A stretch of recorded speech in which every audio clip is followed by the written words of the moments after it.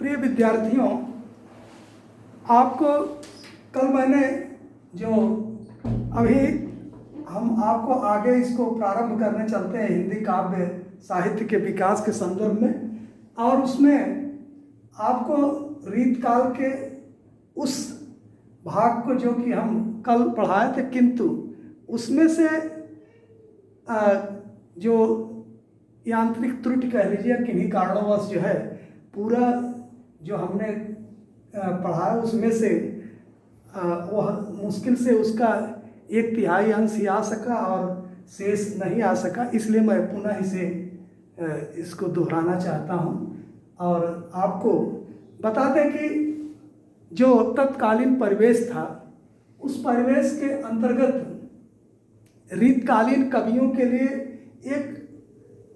वास्तविक अर्थों में कह लीजिए कि उचित वातावरण निर्मित हो गया था, क्योंकि समाज की स्थिति मैंने इसके पूर्व ही बताया था कि सामाजिक स्तर बड़ा ही दयनीय, दुरूह और चिंताजनक था, अर्थात बड़ी ही चिंतनीय समाज की दशा थी। ऐसे में जो राजकोष था अपार धन वैभव से परिपूर्ण था, सामंतों का और शासक वर्ग का इस प्रकार से प्रभाव था जनमानस में कि वह अपनी विलासिता से ही उनको कहीं भी विराम नहीं मिल पा रहा था।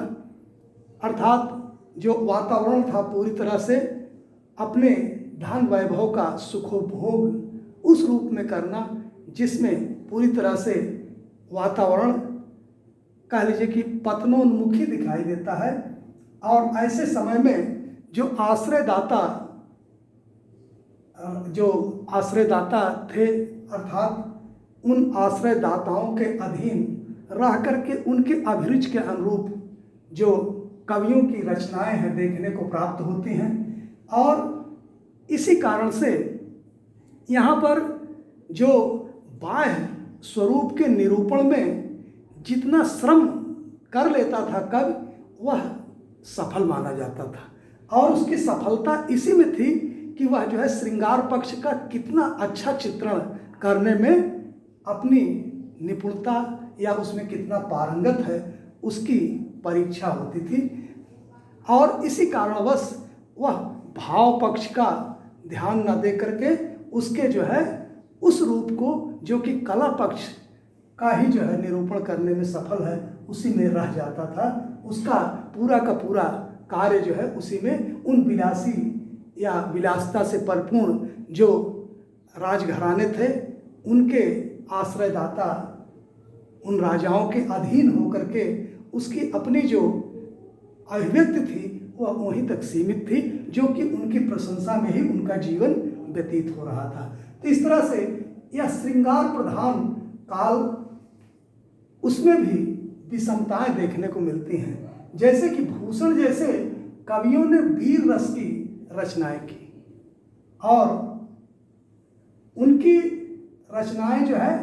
जो इस समय के कवि थे उनकी रचनाएं अधिकांशतः जो है ब्रज भाषा में ही जो है उनकी अपनी काव्यात्मक भाषा रही है। और जो रीत मुक्त कवियों में भावों की, विचारों की उनकी जो अपनी तन्मयता दिखाई देती है, वह जो है इस प्रकार से है कि काव्य शास्त्र की परंपरा पर आधारित, जैसे रीत प्रवर्तक कवि केशव जो है इस परंपरा के पालन करने वाले जो है उसको प्रारंभकर्ता कवि के रूप में दिखाई देते हैं। उनकी रचनाएं जैसे कवि प्रिया एवं रसिक प्रिया आपके सामने उपस्थित हैं। तो इस तरह से काव्य तत्वों के लक्षण दे करके उनके जो है उदाहरणों के स्वरूप जो है जो रचनाएं की गई थी, वह जो है रीतिबद्ध या रीति परंपरा से जो है आबद्ध होकर के चलने वाली रचनाएं थी। और काव्य शास्त्र की शिक्षा के लिए जो है जो ग्रंथों की रचना की गई, समस्त रसों का जो है उसमें निरूपण दिखाई देता है, जो कि चिंतामणि की जैसे रचना है, छंद विचार, श्रृंगार मंजरी, कल्पकुल कल्पतरु। तो इस तरह की रचनाएं जो है अपने विलक्षणता के कारण जो है लोगों में विशेष स्थान बनाती हैं, जनमानस को प्रभावित करती हैं। इस परंपरा में केशव, देव, भिखारीदास, पद्माकर एवं रसलीन और नवरसों के चित्रण करने वाले आचार्य के रूप में इनको जो है माना जाता है। तो सेनापत, बिहारी, वृंद, निवाज रीत ग्रंथों के स्थान पर काव्य सिद्धांतों या लक्षणों के अनुसार इनकी रचनाएं देखने को प्राप्त होती हैं। और उसके बाद रीत परंपरा से हट करके उससे जो है मुक्त स्वच्छंद काव्य रचना, जिसको कि रीत मुक्त कहा जाएगा, तो घनानंद की रचना, उसके बाद आलम, ठाकुर, बोधा और जोधराम, गरीबदास, इन सब की रचनाएं जो है काव्य रूढ़ियों से, उस परंपरा से हट करके जो है मुक्त कल्पना के प्रचुरता के रूप में जो है इनकी रचनाएं दिखाई पड़ती हैं। इसमें जो है दूसरे प्रकार का जो कला का पक्ष है उससे हट करके इनकी रचनाएं जो है भावों से भी जोड़ करके दिखाई पड़ती हैं। उसके बाद हम अंत में आते हैं कि इस समय की जो विशेषताएं हैं काव्य रचना की, उसमें जो है रीत ग्रंथों का सृजन हुआ, निर्माण हुआ,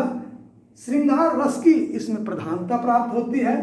और आश्रयदाताओं की प्रशंसा की गई है। जिन राजाओं के अधीन रह कर के कवि जो है अपनी रचनाएं करता था, तो प्रायः जो है उनके प्रशंसा के